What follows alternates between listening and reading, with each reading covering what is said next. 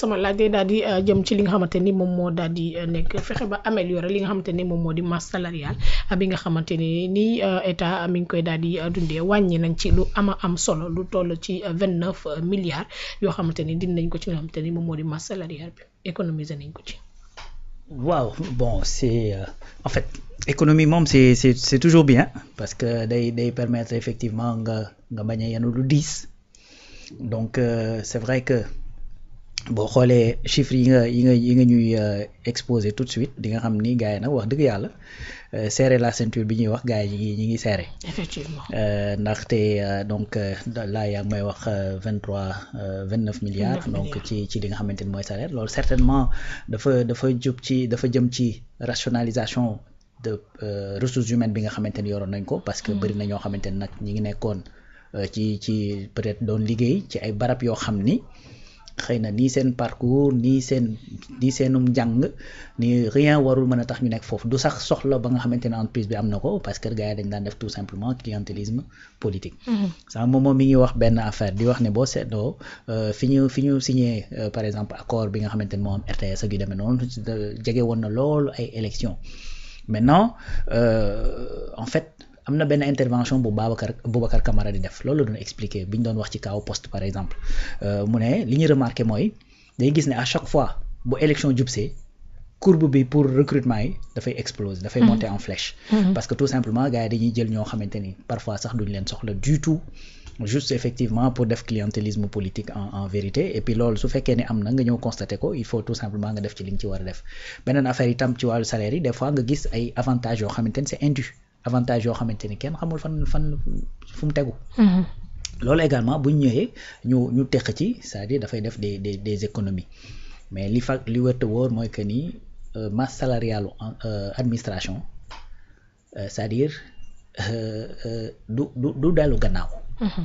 du dellu gannaaw parce que administration bi plus réew mi di développer plus réew mi économie bi di baax plus démographie bi di yokk maanaam nit ñi di yokk. Il y a quelques années on était 12-13 millions aujourd'hui xam nga yokk nañu bu baax a baax donc d'ici 2025 xam nga 2050 population dafay yokk donc administration dafay yokk. kon masse salariale administration forcément dafay nekk loo xamante ni kanam la jëm li ko mën a adossé tout simplement wala boog li ko mën a téye mooy def en sorte que di nga am derrière économie boo xamante ni dina tourner assez pour que état mën a am assez de rentrée ci lu jëm ci wàllu fiscalité. ngir mën a wéy di mën a fonctionner correctement parce que dafa am loo xamante ne aussi maanaam loo bëgg rationaliser mais doo dem également ci misère nu ma koy tuddee ci misère quoi. donc di nga rationaliser mais au moins di nga am obligation de moyen ci ñi nga xamante ne ñoo lay liggéeyal. parce que obligation de moyen boobu après mooy mën a tax nga daal di def obligation de résultat. donc fonctionnement moom li nga xamante ne moo jëm ci wàllu salaire rek yu demee noonu qu'on se leurre pas c'est-à-dire chaque année dafay gën a jëm kaw parce que chaque année ñiy dugg dans l'administration ñooy ëpp foofu ñiy retraité foofu loolu c'est logique. n'est-ce pas donc kon boo xoolee tey masse salariale bi sax bokk na ci li tax mu yokkaat bi nga xamante ne nouveau régime bi ñëw na mooy dañoo def ay recrutement. recruter par exemple dans l'armée recruter ci li nga xamante ne mooy enseignement. recruter ci li nga xamante ni mooy nu ma koy tuddee lu mel ni fële comment ça s'appelle Sonacos par exemple def ay recrutement ainsi de suite. donc loolu dafay contribuer à ce que masse salariale boobu di wéy di yéeg donc derrière tout simplement il faudrait que nga am nag encore une fois une économie qui fonctionne et loolu nag li la koy mën a permettre mooy la ngay xamante ne moom ngay dajale mu néew mu bari nga di ko dugal foo xamante ni dina juraat xaalis. tout simplement nga xamante ni affaire bi dana mën a nekk lu circulaire lu yëngatu. donc loolu mooy li nga xam ni moom la ñu mën a wax ci kii bi 33 milliards nag c'est beaucoup d'argent balaa nga koy xam nga dem xool les projets yi nga xamante ni ñoom la état bi def surtout ci 44 projets yi li nga xamante ni moo jëm ci wàllu poste de santé yi nga xamante ni bëgg nañu ko defar. je pense que l'enveloppe c'est 30 et quelques milliards. donc boo mënee économiser 33 milliards c'est-à-dire li nga ci mën a def lu bari la n'est-ce pas donc mën nga ci defar ay classes mën nga ci defar ay postes de santé ainsi de suite mën nga ciy jënd ay ambulance ak yu ni mel. donc étudiants yi également ben ku ne xam na ni étudiants yi c'est une bombe. parce que tey am na noo koy négliger c'est-à-dire da lay paralyser tout simplement ku weddi laaj Senghor ak les grèves des étudiants de 1968 waaw c'est-à-dire da lay plomber parce que bu fekkee ni coow li dafa yàgg c'est-à-dire parents yi dañ ciy dugg ndax seeni doom a fa ne ñoom ñooy ñàkk bu ñu deekee di xeex jàmmarloo policiers yi ñoom ñoo ciy gaañu bu ñu jàngiwul tëj classe yi également ñoom ñoo ciy gaañu toujours kon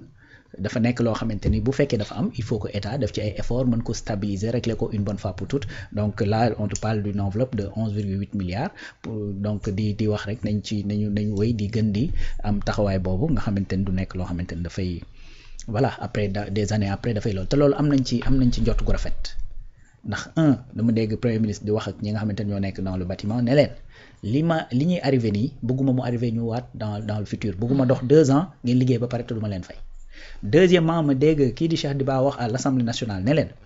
li ñu séntu ci recette ci 2026 temps la député yi ne ko loolu de ñun jàpp nañ ne di nga am jafe-jafe pour mën koo kii il faut nga sécuriser ñu wax ne dina nga loolu pour éviter surprise li mu leen xamal mooy que ni de toute façon balaa ñoo engagé benn dépense li ñuy def mooy dinañ sécuriser xaalis ba pare kon ñu am kon xel mu dal ci ne am na yoo xamante ni ñi ngi nekk di arrivé donc d'ici 2026 jàpp année yi ci topp xëy na danañ ko gën a mën a stabiliser jëm ci li état di warloo ak nu ma koy tuddati kuréel yi nga xamante ni ñoom lay seqal mooy les forces vives muy effectivement les acteurs yi nekk ci privé bi muy l'école muy l'hôpital parce que y a pas que l'école aussi hôpital bi également il faut que ñu bàyyi war xel bu baax a baax a baax 484 milliards donc de recettes supplémentaires lan moo fi bees li fi bees c'est deux choses te deux choses yooyu sax benn baa ngi ci biir benn bi deux choses mooy politique boo xamante ni dañ koy teg ngir élargir l'assiette fiscale fexe ba nga xamante ni ñu daawul fay du tout ñu fexe see fayloo ñu ci ëpp ña nga xamante ni dañ daan fay lu néew par rapport ak la ñuy gagner ñu fayloo leen li ñu war a fay dëggantaan donc élargir assiette fiscale tout en gardant fexe ba nga xamante ni lii taux yi ñuy imposer du yokk au contraire dañ koy wàññi donc di fay tuuti di fayloo ñu bari donc loolu fay googu day mën a sax day mën a dëkk ndax kiy fay lu tuuti di ko fay lu yàgg moo gën ki nga xamante ni bu fayee benn yoon jeexal toog donc loolu mooy politique bi ñu teg pour élargir l'assiette fiscale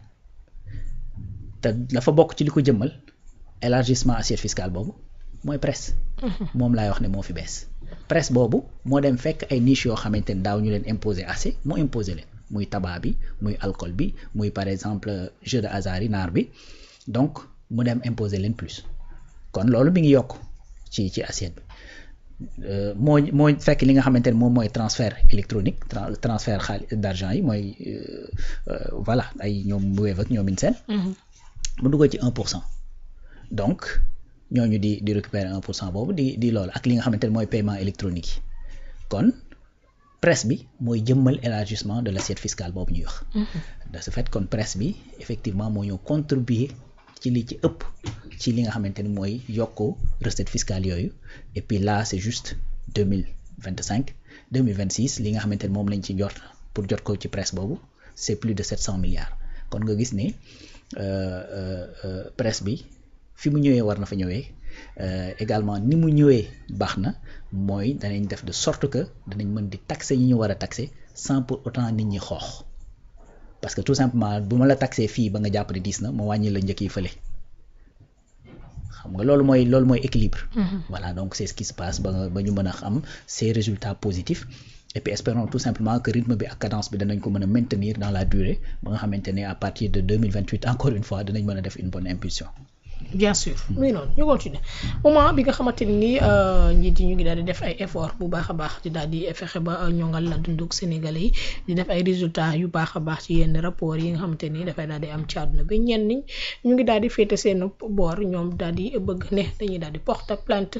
li nga xamante ni moom moo da ki nga xamante ni moom moo daal di nekk le premier ministre Ousmane Sonko son ministre de l'énergie muy ki nga xamante ni moo di Birame Souleye Diop ak directeur bu ki nga xamante ni moom moo di Petrosen nee na lim leen daal di reproché nag mooy ab manquement boo xam te ne du toll ci 2 milliards et quelques yoo xam te ne am gis nañ ko ci rapport ITE bu 2025 moom les